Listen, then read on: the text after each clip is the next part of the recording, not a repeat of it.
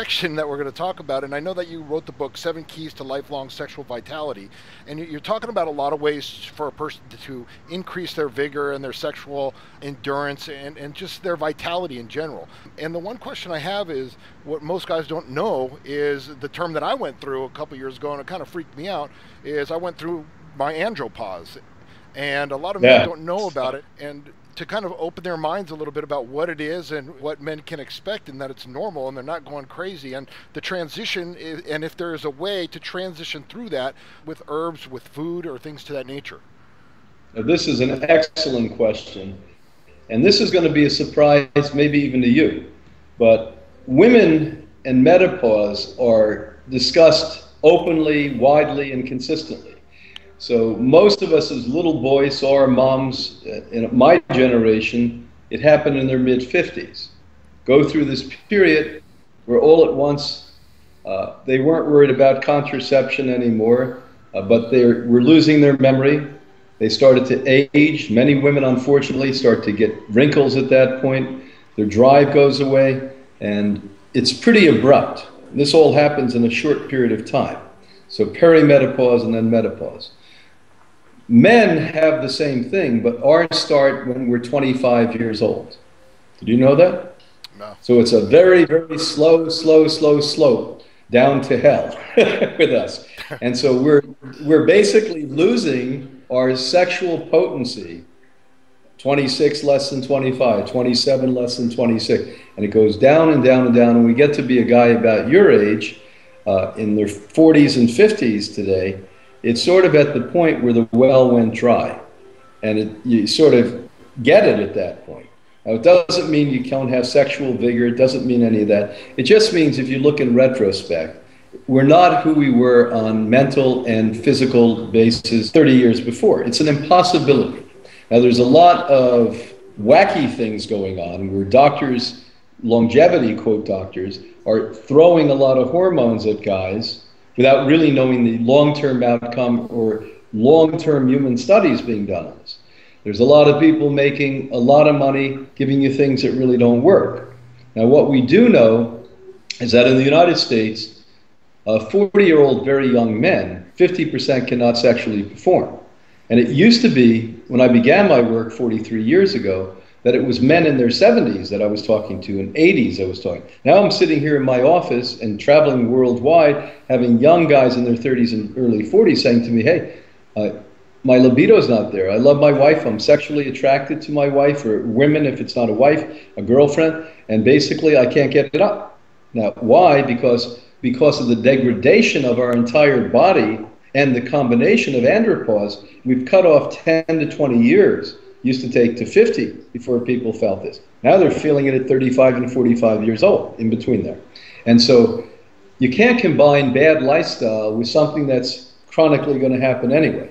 Now, do I think that there's people out there that it's so bad that they're getting goofy and they have no desire to have sex and their marriage is going to break up, or basically they don't want to die and roll over yet? This is where you find a very well-seasoned bioidentical hormone doctors.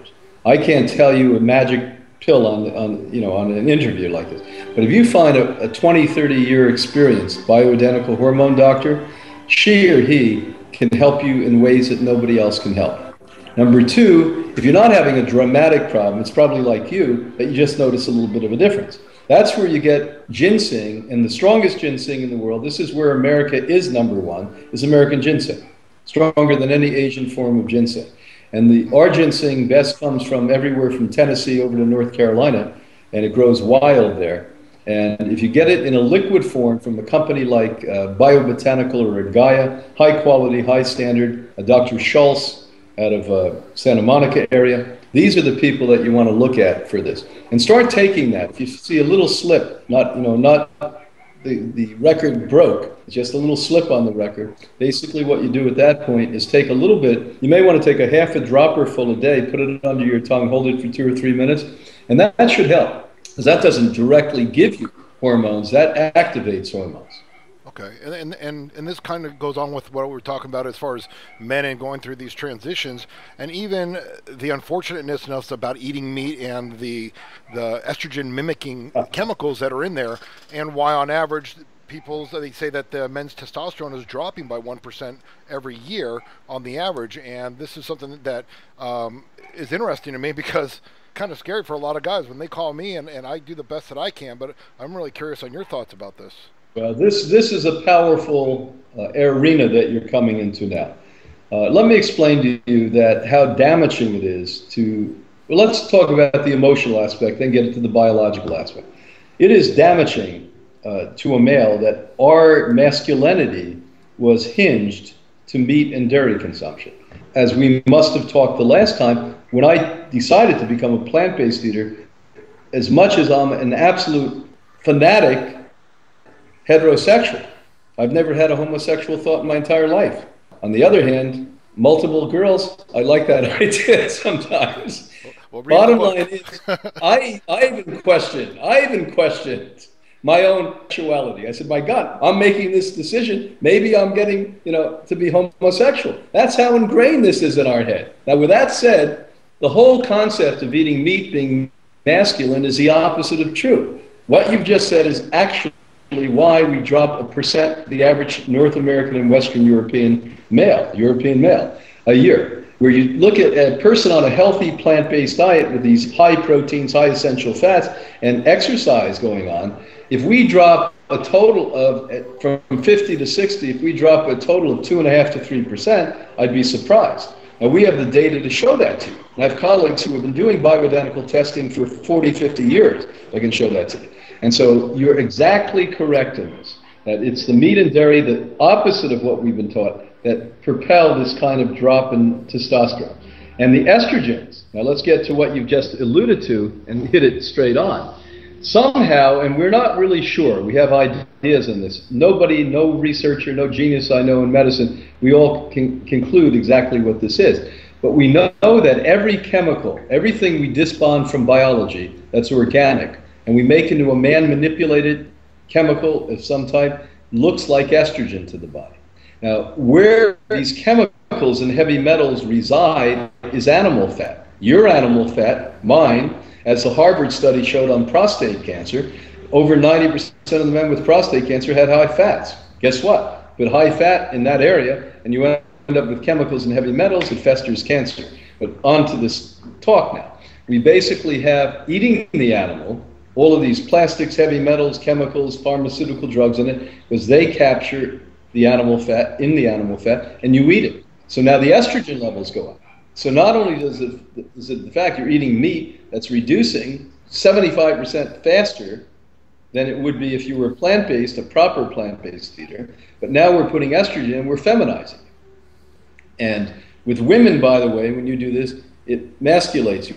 It makes you a male. Because when you get too much estrogen, your body starts to produce testosterone, and in nature, naturally, without any of this, your body's getting more testosterone and less estrogen as you age. 40 to 50, a whole lot more estrogen goes away and a whole lot more testosterone comes.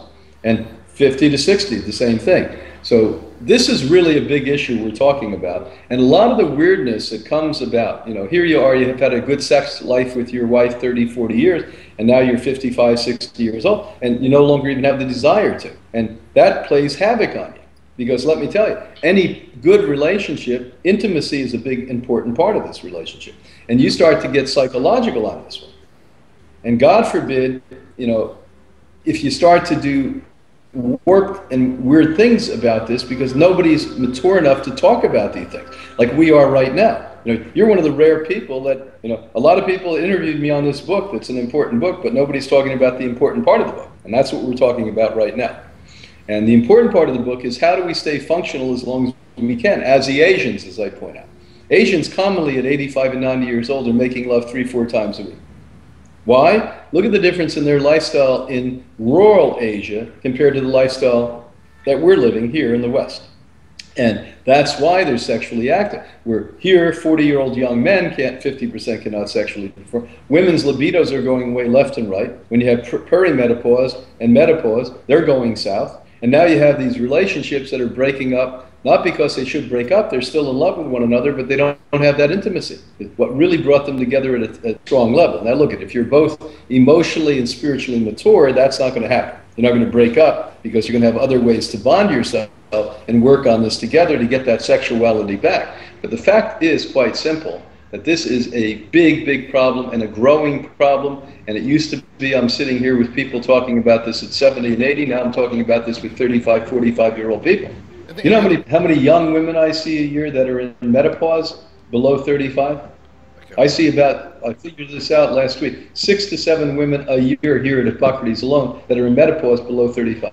Wow, that's crazy. And that's a scary thing too, because with the diet, I talk about putting fat in the arteries and the veins and stuff like this. Now, throughout your body, it's bad enough, but when you get down into your penis and it's got to move through that and it's clogged there, that's another reason why I think a lot of people men are having issues. And you know, it's one of the things that I'm up in my game now, because my wife is 12 years younger than me, and I know she's 28. I'm 42, so she's going to be hitting her sexual peak, and I got to think, oh man, I need to jump my game up here, because I gotta keep up. Number one, a good man, a real man, a transparent man, isn't at a boy level where we just want to feel good having sex. I mean, when I was young and dumb, it was all about me. It was about me. You know, a good man that loves the woman. Number one, you shouldn't be making love to somebody you don't love. You shouldn't be making love to somebody you don't have a committed relationship with. And not because I'm a conservative thinker, this is the normal state of affairs. Bottom line is that you want to please, pleasure, and fulfill your wife's desires. There's nothing wrong with that. You know, this whole religious overtone I'm so sick of. Religion has screwed up the world. We're worried now about terrorism. It's from religious fanaticism. And don't tell me that here in the West, basically, we haven't used religion to slaughter people too. What do you think the Crusades were? Well, you know, we talk about religion, and last time we talked, you know, I told you one of my spoken word things, and here's a spoken word that relates to that, and I call it strange religion. And it says, strange religion, strange religion. How can one think this is such a decision? To follow a path that sheds so much blood? Who is this leader and where is his club? Strange religion, strange religion. How can we think in such indecision? To choose what is right, to love and not fight, nor kill in his name. The enemy's to blame. They made us kill, despite our goodwill. Now the enemy's dead, because what they said, if only they were led in the most purest way, they too would say, strange religion, strange religion. Well, I love that. That's a great one. You've got to write that down and give it to me. You know, I like that. You know, and here's another one you might like just off the top. It's called politics. It says, they lie upon their words, they rob some of their dreams, they co-create with corporation for their selfish means. They'll shake your hands a dozen times, they'll smile ear to ear. They'll tell you things you want to hear and even shed a tear. Their masks can change 1,000 times, their policies as well. I hope they choose to change before they wind up soon in hell. And this kind of ties into big corporation stuff. Yeah, well, you just talked about the evil empire. You know, we started with one. And there's nothing wrong with the premise of religion, you know, believing there's something bigger and that we are part of that. That I understand, and that some of us need. We need the community aspect of it. Where I have a problem is when they start to dictate their own sicknesses to people. And I know that the sickness that they precipitate in all religions on sex is really why most of us are warped about this. And if you were to ask me, the number one overwhelming remedy for it is that we could just erase all of this nonsense that was put into our head about sex and sexuality. It just blows my mind. Look, we're having a debate in this country right now about, you know, same-sex marriages and same-sex couples. Why having a debate about that? It's like having a debate about who's smarter, a woman or a man. Why even talk about that? I mean, a woman is my mother. A woman is my wife. A woman is my daughter. Maybe she's smarter than I am. She knew how to have me. She knows how to precipitate the future. And I think the same debate surrounds sex. You know, if sex wasn't central and biologically the most driving thing that we have in our life, humanity wouldn't exist. And we've been told to oppress it and suppress it our entire life. And basically not talk about it and be shy about it. It's like you said, men. You know, most men don't speak. I'm surprised men call you up and speak to you. I have them sitting here in front of me dying and the bastards won't speak to me. Yeah. You know, how much does it take You know, how bad do you have to get before you open your heart and start to? Well, I think that's the nice thing about, some of what my colleagues and I have kind of done is say, hey, you know what, this is something you can talk about, and that's why the book's raw, but it gets people opening up and talks about, like, men are okay. It's okay to talk. It's okay to joke. It's okay to be yourself around that, and like I said, that's such a huge issue for men, and as an older gentleman and a wise elder, the way I look at you, it's interesting because a lot of men don't have a lot of role models, and this is one of the reasons why I put you out to the people that follow me and things like this, because I consider you an elder and a wise elder, and one that's going to help heal the planet, and for other men to be okay to talk about stuff like this, and not coming from a point of we're broken or anything like this, but because we're men and it's important issues that are going on. Yeah, well, look, men have an obligation. We are, unfortunately, almost solely controlling the planet now. You know, it's men that have created the problem. And if we are given an opportunity now to correct our ills, including yours and mine, we haven't been perfect. Maybe now we're awakening a little bit. And to ask for forgiveness from our women and our children that we don't spend enough time and put enough love into. You know, this is the time of healing. And the real people out there today, the real masculine guys who are not afraid of themselves and not afraid to speak, are really going to be the way that we have shared power. Because I'm waiting for more women to be in power positions. I think that there's a sense that we basically need to have that happen because they have a different perspective. Now, it may take 2 or 3 generations where there's a unified, sharing of power before women can be themselves. They're going to have to act like men in the first or second generation. That's what's happening right now. But once men get comfortable by the fact that women have a great guidance part of it, and we ask for forgiveness and participate in the healing of self and the planet, that's how it's all going to happen. And I believe it's going to happen that way. I honestly think it is going to happen. And we see the writing on the wall. And then the last question I have for you, because I deal with a lot of younger guys who are going out to meet women, and another big aspect that I do, a lot of women don't understand that I'm trying to teach men to be social. Yet I see a lot of very lonely men, and I believe that everyone deserves love and to go out there and meet people and to fall in love and these wonderful things that they're out there. But a lot of guys go to the club scene. And I personally don't drink, yet is there anything that you know of, any kind of herb or anything that allows a person to loosen up so that they don't have to drink, so that they can hit a social area, and if they do have anxiety, something that can kind of relax them into a flow that's a natural alternative? Yeah, I mean, a lot of guys, drink beer to loosen up. The active ingredient in beer is hops. So you don't need to get drunk or take alcohol. It gets rid of your libido, your brain, and your common sense. You basically take some hops tea, make a strong hops tea.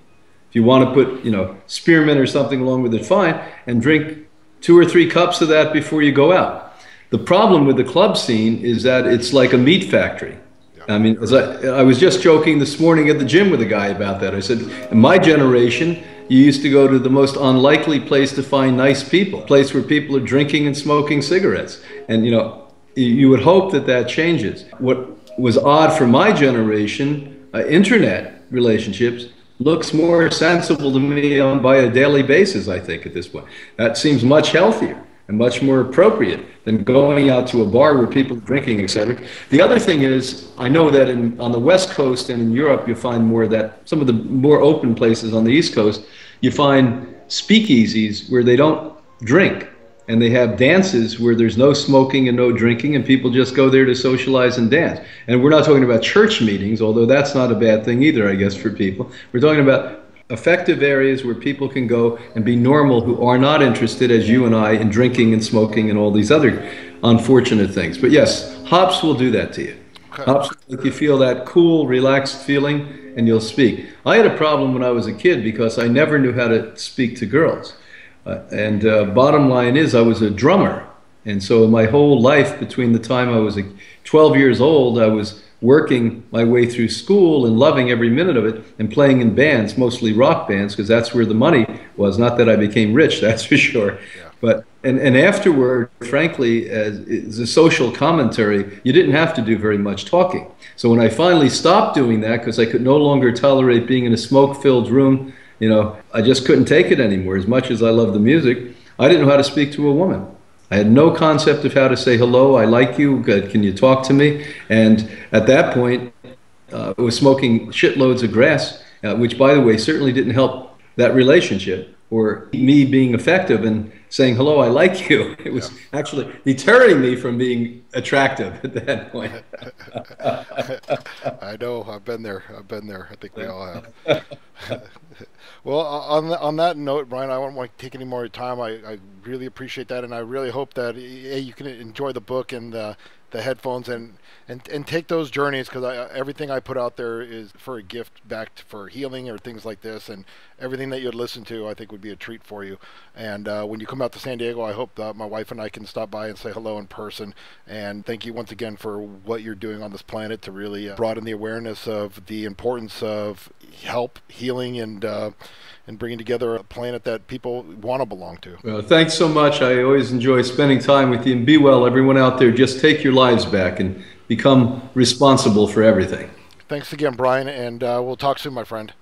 Bye-bye now. Bye-bye.